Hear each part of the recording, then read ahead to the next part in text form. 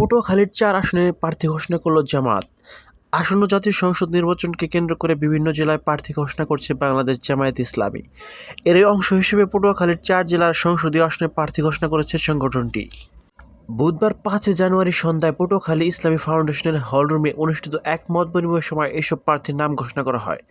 সভায় সভাপতিত্ব করেন জেলা জামায়াতের আমির অ্যাডভোকেট নাজবুল আহসান এবং সঞ্চালনা করেন জেলা সেক্রেটারি অধ্যাপক শহীদুল ইসলাম আল কায়সারি।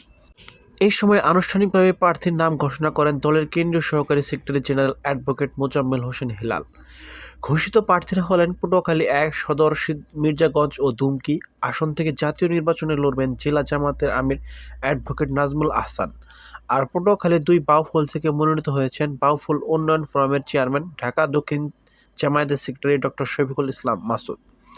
এছাড়া পটুয়াখালীর ৩ গলাচিপা ও দশমিনা আসনে জামায়াতে প্রার্থী হয়েছেন সংগঠনটির সাবেক জেলা আমির অধ্যাপক শাহ আলম।